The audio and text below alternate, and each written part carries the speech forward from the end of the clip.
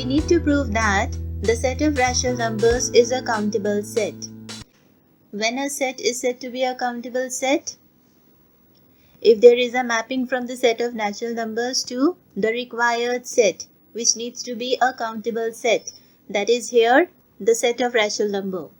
So if this mapping is 1, 1 and on 2, then this set is a countable set, right? And another definition for the countable set is, a set is a countable set if and only if all its terms can be arranged in a sequence. So here, to prove that set of rational numbers is a countable set, we are going to arrange all its terms in a sequence. So for this, we need to arrange the positive rational numbers 1 divided by 1, 1 divided by 2, 1 divided by 3, 1 divided by 4, 1 divided by 5, and so on. Likewise, 2 divided by 1, 2 divided by 2, 2 divided by 3, 2 divided by 4, 2 divided by 5, and so on. Then is 3 divided by 1, 3 divided by 2, and so on. Right? So there are so many positive rational numbers.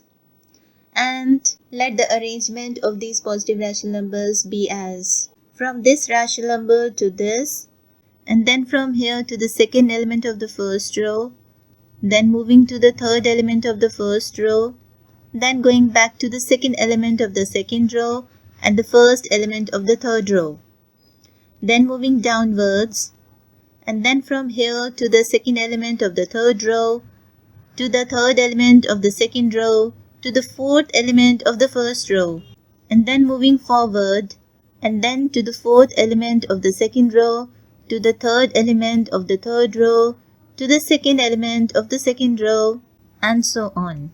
So let's write all these rational numbers arranged in this way. So this is 1 divided by 1, 2 divided by 1, 1 divided by 2, 1 divided by 3, and so on.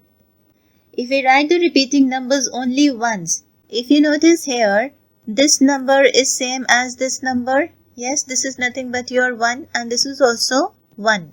Similarly, 1 divided by 2 and 2 divided by 4 is one and the same number.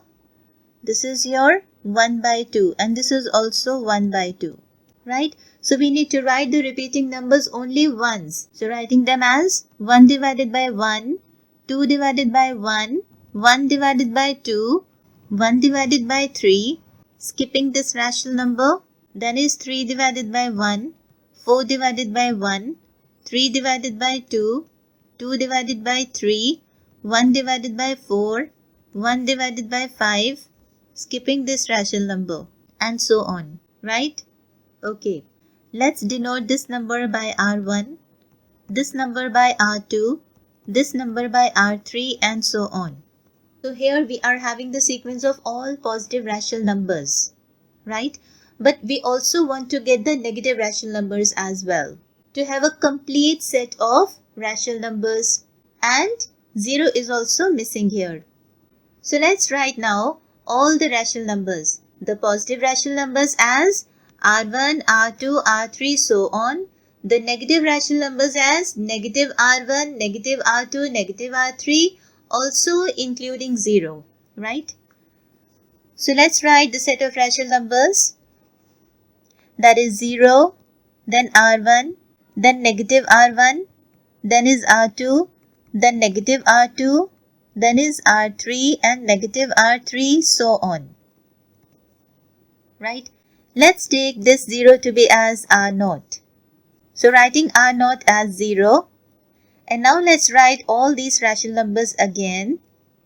So now Q is equal to R0, R1, negative R1, R2, negative R2, R3, negative R3, and so on.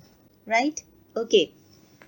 Let's define phi to be a mapping from set of natural numbers to the set of rational numbers by phi of n is equal to, we need to set the value over here for even numbers and also for the odd numbers, where this n is belonging to the set of natural numbers.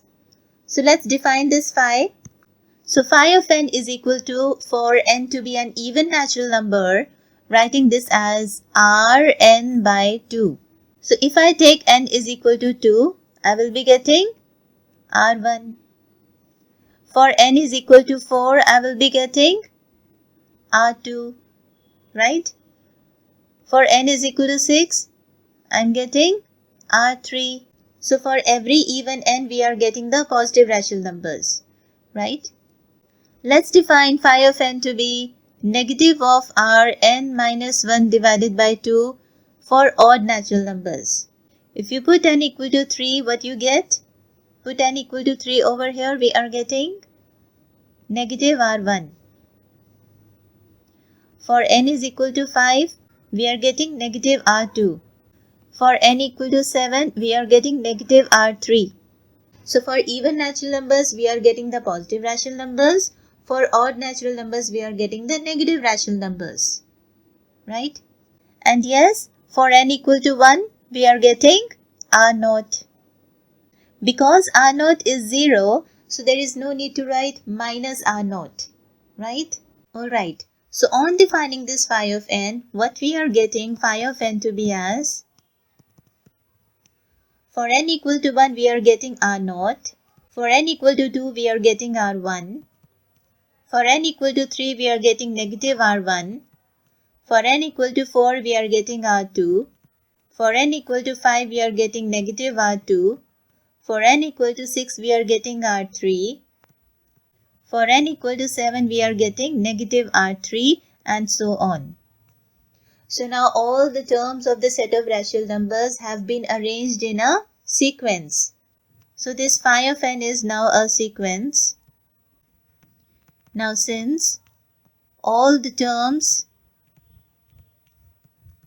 of the set of rational numbers have been arranged in a sequence, therefore the set of rational numbers is a countable set.